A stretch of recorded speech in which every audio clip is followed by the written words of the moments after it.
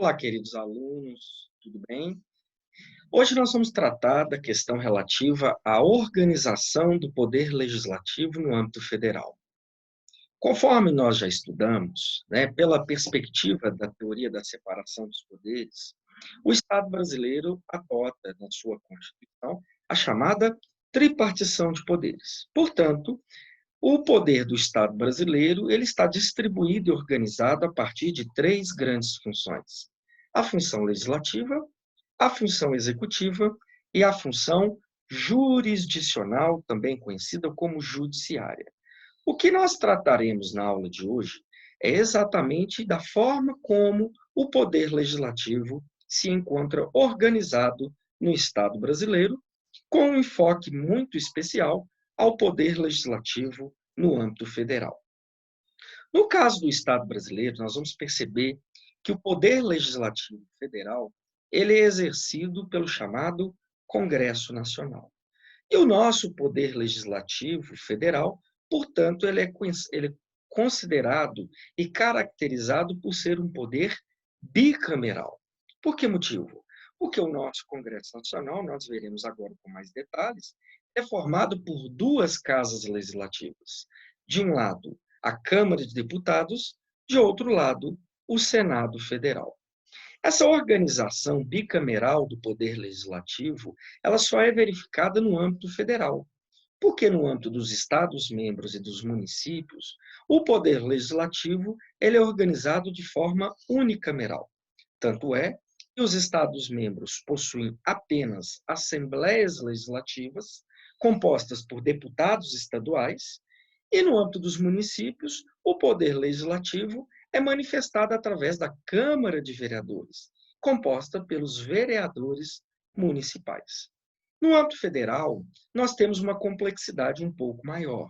Inspirado no constitucionalismo norte-americano, inspirados na separação de poderes norte-americana e na forma de organização do poder legislativo do direito norte-americano, o Estado brasileiro fez uma opção por adotar um poder legislativo bicameral, formado por duas casas legislativas. Portanto, o Congresso Nacional ele é formado tanto pela Câmara de Deputados e os seus deputados federais, quanto pelo Senado Federal e os seus senadores.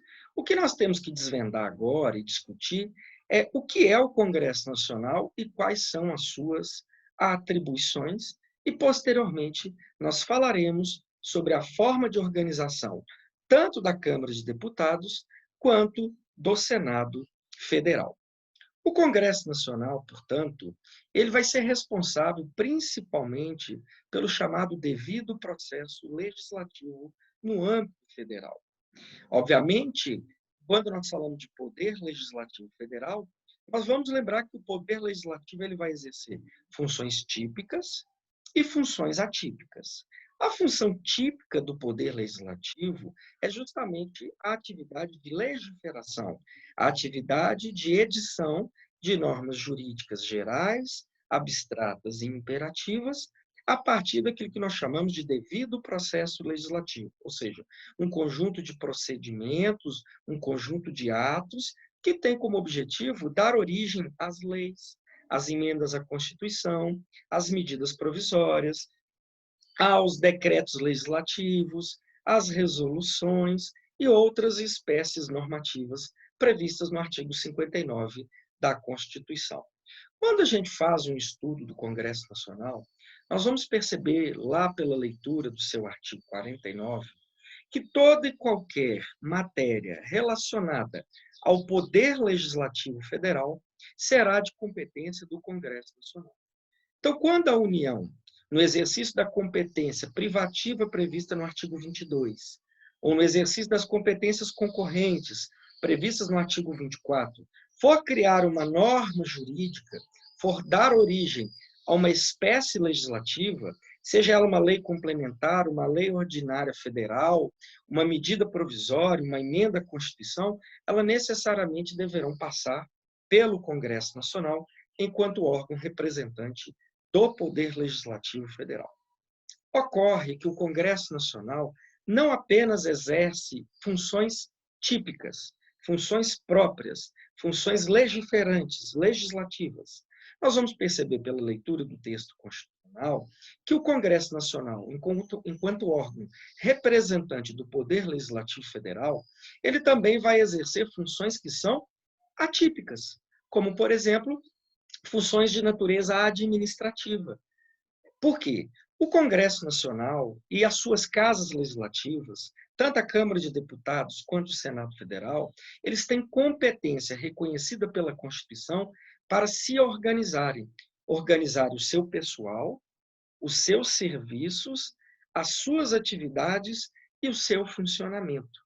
Esse é o reconhecimento da autonomia que o Congresso Nacional tem, por exemplo, para poder fazer os concursos para a escolha dos seus servidores públicos, para estabelecer regimentos internos e normativas internas para definir o funcionamento dos seus serviços, para definir a realização das suas atividades. Por exemplo, para poder manter suas próprias polícias legislativas. Ou seja, além da competência legislativa, é reconhecida também ao Congresso Nacional a função atípica que é manifestada através da competência administrativa, organizar o seu pessoal, os seus serviços e as suas atividades. São competências pertencentes ao próprio Congresso Nacional.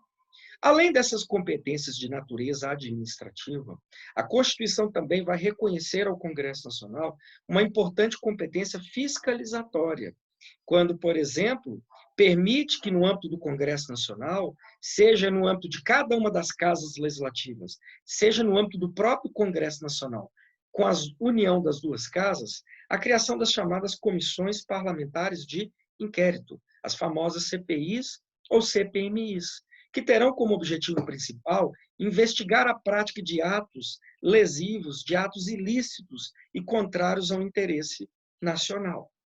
É um típico reconhecimento de uma função atípica ao Congresso Nacional, enquanto órgão integrante do Poder Legislativo, a partir do momento que reconhece ao Congresso Nacional e aos seus membros uma capacidade de fiscalização sobre os atos praticados por qualquer ato, sobre os atos praticados por qualquer agente público, seja ele político ou agente público no sentido lato. Então, eu espero ter ficado muito claro que o Congresso Nacional ele pode exercer tanto funções típicas, que são as funções legislativas, quanto funções atípicas, como funções administrativas e de natureza investigatória, através das chamadas comissões parlamentares de inquérito. Quando nós vamos analisar a estrutura e organização do Poder Legislativo Federal, portanto, nós vamos perceber que ele é um órgão bicameral. Nós temos, de um lado, a Câmara dos Deputados e, de outro lado, o Senado Federal. Muitas pessoas, infelizmente, não sabem que há uma diferença entre a organização da Câmara de Deputados e a organização do Senado Federal, em diversos aspectos, os quais nós veremos aqui agora. Veja bem, primeiro, iniciando pela Câmara de Deputados, nós vamos perceber que a Câmara de Deputados é uma casa legislativa notadamente conhecida como Casa Popular, também conhecida como Casa Baixa. Por que motivo? Os deputados federais eleitos, eles são eleitos com a função e com o objetivo de representar a vontade do povo que compõe cada um dos estados da Federação Brasileira. Não é por outro motivo que a Constituição da República, ao tratar da Câmara de Deputados Federais, ela vai dizer o seguinte, olha, cada estado elegerá entre 8 e 70 deputados federais, proporcionalmente à sua população. Então, percebam bem que quanto mais populoso for o estado da federação, maior será o número de representantes que representará o povo daquele estado no âmbito da Câmara dos Deputados Federais. Estados menores vão ter apenas 7 deputados, 8 deputados, 9 deputados. Estados maiores, 8, perdão, o mínimo é 8. 8 deputados, 9 deputados, 10 deputados. Já estados maiores poderão chegar até 80 deputados federais.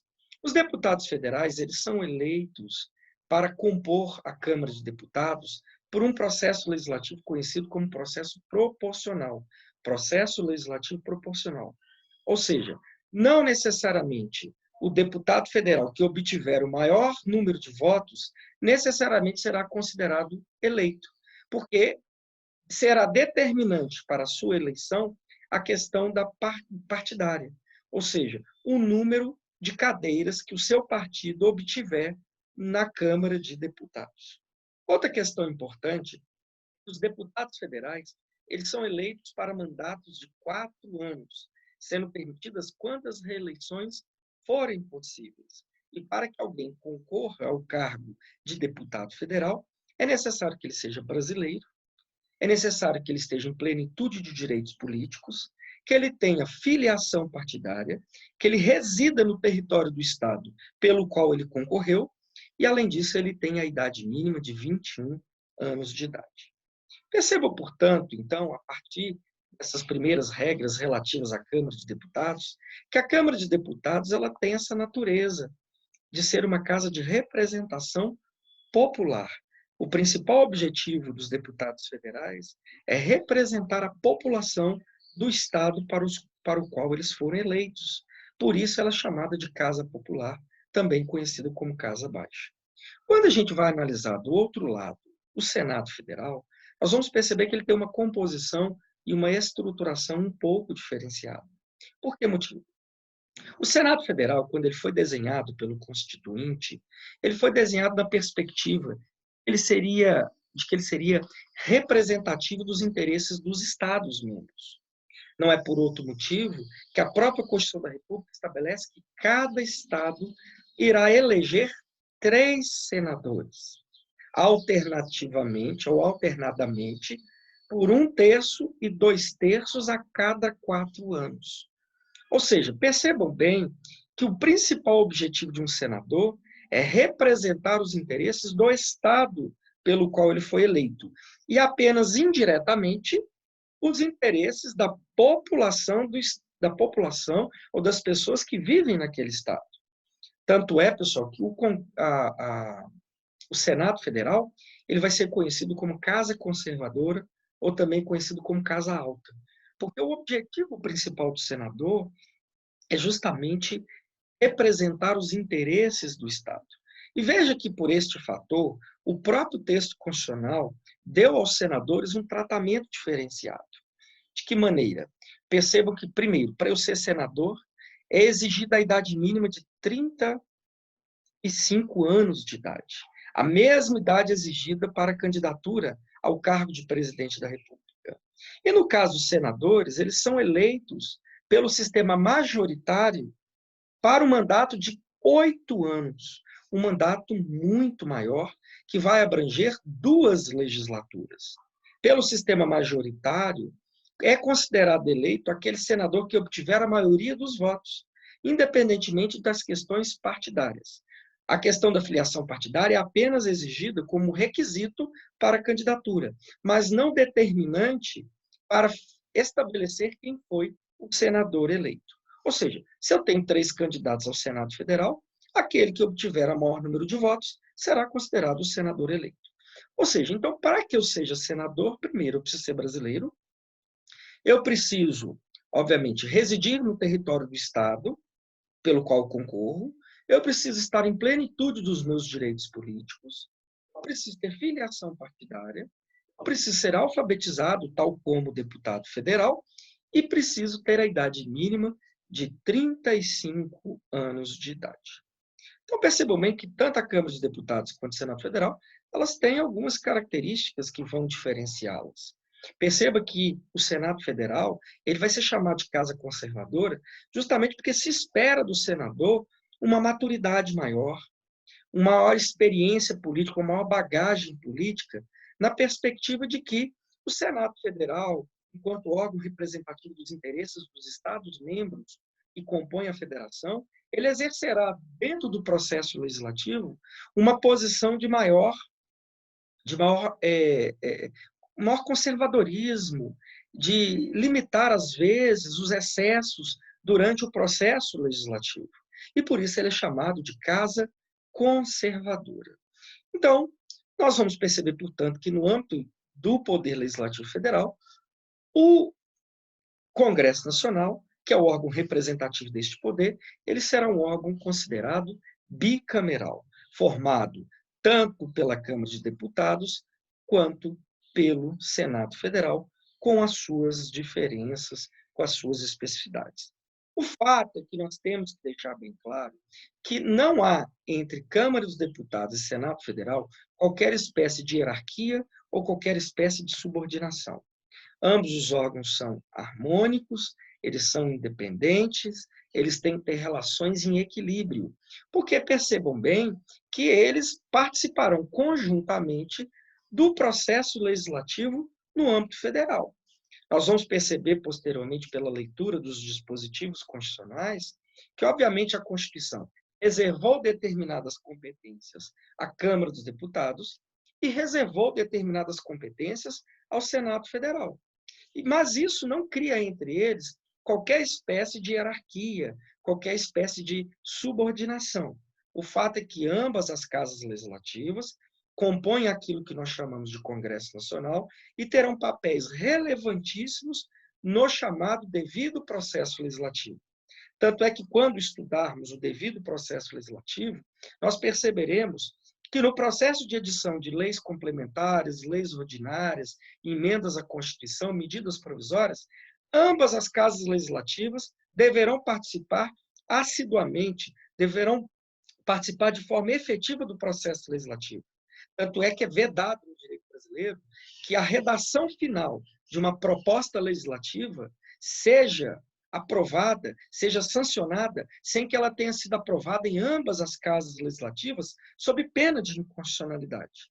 O que comprova, mais uma vez, que não há hierarquia, não há qualquer relação de subordinação entre estas casas legislativas. Então, feitas essas considerações iniciais sobre a composição tanto da Câmara dos Deputados quanto do Senado Federal, nós precisaremos falar agora do funcionamento do Congresso Nacional. Seja do funcionamento do Congresso Nacional enquanto órgão em si, composto por duas casas legislativas, seja o funcionamento do Congresso Nacional a partir de cada uma das suas casas, separadamente, isoladamente. Quando nós vamos falar do funcionamento do Congresso Nacional, é importante que nós iniciemos fazendo uma distinção entre duas terminologias, muitas das vezes utilizadas de forma indevida, de forma equivocada, mas que são relevantíssimas para a compreensão de como que o Congresso Nacional funciona. São os conceitos de legislatura, né, que é o primeiro conceito, e de sessão legislativa. A legislatura, pessoal, é o período compreendido entre o início e o término de um mandato. Ou seja, a legislatura ela se inicia no dia 1º de fevereiro do ano seguinte às eleições e terminará 4 anos posteriores. Ou seja, uma sessão legislativa uma legislatura é esse período de 4 anos compreendidos entre o 1º dia de fevereiro do ano seguinte ao pleito eleitoral até o 4º ano seguinte, antes da realização, ou posteriormente à realização, de um novo pleito eleitoral. Cada legislatura é composta por 4 grandes anos legislativos, ou sessões legislativas. Ou seja, porque como ela dura o período de 4 anos, então, durante esses 4 anos, nós teremos 4 anos legislativos, nos quais o Congresso Nacional funcionará e serão realizadas as chamadas sessões legislativas. Qual que é a grande importância de nós diferenciarmos sessão legislativa de legislatura? Primeira questão é porque a Constituição irá utilizar desses termos em várias situações e em várias hipóteses. Por exemplo, emendas ou projetos de lei rejeitados em uma sessão legislativa não podem ser reapresentados na mesma sessão legislativa, salvo exceções excepcionais. Isso vai querer dizer que, se eu tiver uma proposta legislativa, por exemplo, de emenda à Constituição, rejeitada durante o ano de 2020, ela só poderá ser representada no ano de 2021, ou seja, na outra sessão legislativa. Porque, como eu disse a vocês, cada legislatura é composta de 4 grandes sessões legislativas ou 4 grandes anos legislativos. Mas há determinados momentos que a Constituição vai usar a expressão legislatura para designar esse período de 4 anos, né, estabelecido aí para esta definição. Vista, então, a diferenciação entre os conceitos de legislatura e sessão legislativa, é importante nós tratarmos do funcionamento do Congresso Nacional e diferenciarmos as chamadas sessões legislativas. Quando nós vamos estudar as sessões legislativas, vamos perceber que o Congresso Nacional ele vai ter algumas sessões legislativas específicas. Nós temos as sessões legislativas ordinárias, as extraordinárias, as solenes e as preparatórias e as conjuntas. Nós temos, portanto, 5 espécies de sessões legislativas passíveis de ocorrerem no âmbito do Congresso Nacional ou de cada uma das casas legislativas. A primeira das sessões legislativas é chamada de sessão legislativa preparatória, que é aquela que vai acontecer no dia 1º de fevereiro, logo após o pleito eleitoral, logo após as eleições. Então, feitas as eleições de outubro e homologados os resultados das eleições, aqueles deputados e senadores que foram eleitos, eles tomarão posse no dia 1º de fevereiro do ano seguinte, durante a chamada sessão legislativa preparatória. Nessa sessão legislativa preparatória, como o próprio nome indica, será a sessão legislativa responsável, na qual será feita a chamada eleição das mesas do Congresso Nacional, da Câmara de Deputados e do Senado Federal. Então, durante a chamada sessão legislativa preparatória, aqueles deputados e senadores eleitos serão recebidos, eles tomarão seus compromissos, né, tomarão a posse, e a partir daquele momento será feita a eleição para as mesas das casas legislativas. Agora, é importante destacar e ressaltar o seguinte: como é que é composta a mesa do Congresso Nacional? A mesa do Congresso Nacional vai ser composta pelo presidente, o vice-presidente e os seus secretários. E como é que é definido quem será o presidente, o vice-presidente e os secretários da mesa do Congresso Nacional? Por uma regra muito simples. O presidente do Congresso Nacional é necessariamente o presidente do Senado Federal. O vice-presidente do Congresso Nacional é o vice-presidente da Câmara de Deputados. O primeiro secretário do Congresso, da mesa do Congresso Nacional, é o primeiro secretário do Senado, e assim sucessivamente, alternadamente. Então, cada casa legislativa, Câmara de Deputados e Senado Federal, vai eleger seu presidente, seu vice-presidente, seus secretários, e, posteriormente, eu vou me aproveitar destes cargos para definir quem são os membros componentes da mesa do Senado Federal. Tudo isso na sessão legislativa preparatória. Além do mais, durante a sessão legislativa preparatória, ainda vai ocorrer o início, o processo de formação das chamadas comissões temáticas. Cada deputado e senador ele irá manifestar, a partir de seu partido, o interesse de compor determinadas comissões temáticas. Comissão de Educação, Comissão de Saúde, Comissão de Constituição e Justiça, Orçamento, Finanças, Comissão de Tributação e assim por diante.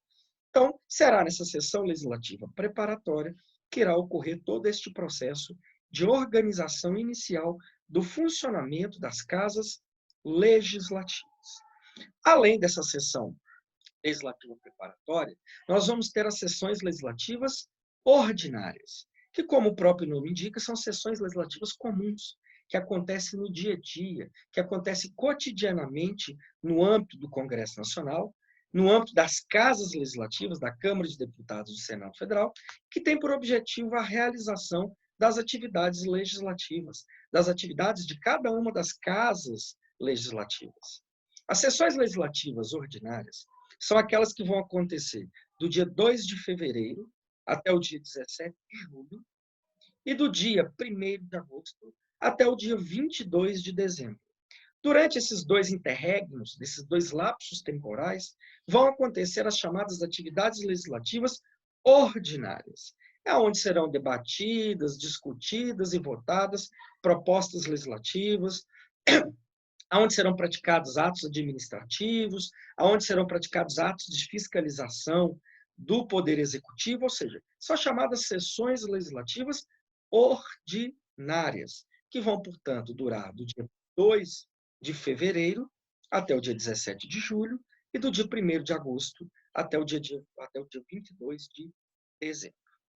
Além das sessões legislativas ordinárias, nós temos também as sessões legislativas extraordinárias, que são aquelas que vão acontecer para além dos períodos da realização das sessões legislativas ordinárias, ou seja, aquelas que irão ocorrer entre o dia 18 e o dia 31 de julho, e a partir do dia 23 de dezembro até o dia 1º de fevereiro. Essas sessões legislativas são chamadas de extraordinárias porque elas fogem da ordinariedade, elas fogem das chamadas sessões legislativas ordinárias. Mas, professor, por que existem as sessões legislativas extraordinárias? Porque pode ser que aconteça situações ou hipóteses nas quais seja necessário discutir temas relevantes, temas importantes, nos períodos fora do chamado período legislativo, fora das sessões legislativas ordinárias. Então, vamos supor que durante o dia 18 de julho e 31 de julho aconteça a decretação de um estado de defesa, de um estado de sítio, intervenção federal. Eu preciso me reunir, o Congresso Nacional precisa se reunir para deliberar assuntos relevantíssimos. Isso será feito através das sessões legislativas extraordinárias, que podem ser convocadas apenas por pessoas específicas, normalmente o presidente da República ou uma quantidade mínima de deputados e senadores, tal como previsto no texto constitucional. Antigamente, as sessões legislativas extraordinárias, elas eram remuneradas. Quando elas eram convocadas e os membros que delas participavam recebiam uma espécie de indenização. Atualmente, a nossa Constituição da República, após a reforma constitucional, não mais permite que as sessões legislativas extraordinárias sejam remuneradas. E isso ajudou bastante, porque era muito comum, em período pregresso, que essas sessões legislativas fossem convocadas justamente para justificar o pagamento de acréscimos remuneratórios, de indenizações a parlamentares, o que, de certo modo, não era muito consentâneo com a ideia da moralidade administrativa.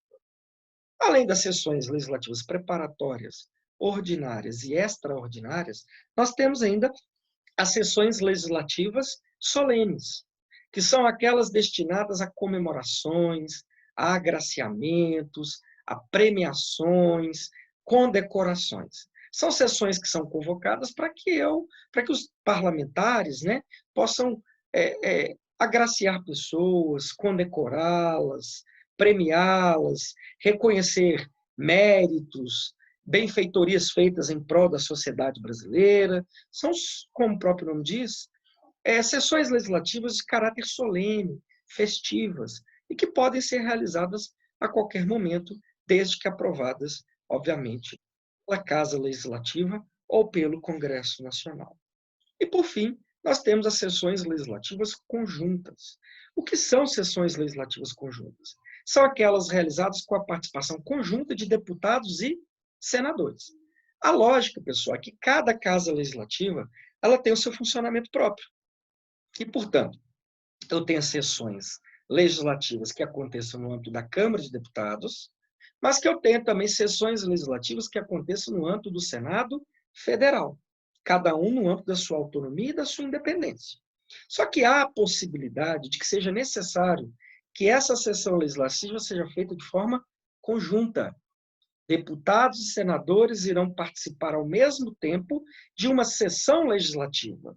São as chamadas sessões legislativas conjuntas. Professor, quando que elas acontecem? Elas vão acontecer em situações específicas, expressamente estabelecidas pelo texto constitucional. Por exemplo, quando o presidente da República, no dia 1º de janeiro, vai tomar compromisso, logo após a eleição, ele toma compromisso como presidente da República, a sessão legislativa ela é conjunta. Dela participam deputados e senadores. Quando, por exemplo, um presidente da República veta um projeto de lei, e esse veto é submetido ao Congresso Nacional para verificar se ele vai mantê-lo ou vai derrubá-lo, a sessão legislativa é conjunta, No caso de estado de defesa, estado de sítio, intervenção federal, essas situações excepcionais serão apreciadas em sessão legislativa conjunta. Então, percebam bem para vocês, para a elaboração do regimento do Congresso Nacional, sessão legislativa conjunta. Percebam vocês, portanto, que as sessões legislativas conjuntas elas sempre vão acontecer no âmbito de ambas as casas legislativas e em hipóteses, em hipóteses excepcionais trazidas pelo próprio texto constitucional. Visto cada uma das sessões legislativas, é importante fazer uma última consideração importante. No âmbito do funcionamento do Congresso Nacional e das casas legislativas, a composição das comissões temáticas, a composição dos órgãos que integram o Congresso Nacional, a Câmara de Deputados e o Senado Federal, ela sempre deve observar o princípio da proporcionalidade da representação partidária. Quando, no âmbito do Congresso Nacional, da Câmara dos Deputados, eu vou formar comissões parlamentares de inquérito, comissões temáticas, eu tenho que tentar respeitar ao máximo a proporcionalidade da representatividade de cada partido. Isso significa que, quanto maior o partido, maior o número de membros que o compõem deverão integrar estas comissões. Isso é uma certa forma de tentar trazer para o âmbito das comissões e do funcionamento das casas legislativas uma ideia de representatividade dos partidos proporcional à sua representatividade no todo, à sua representatividade no Congresso Nacional ou no âmbito de cada uma das casas legislativas. Então, feitas essas considerações, espero que vocês tenham gostado e desejo a todos bons estudos.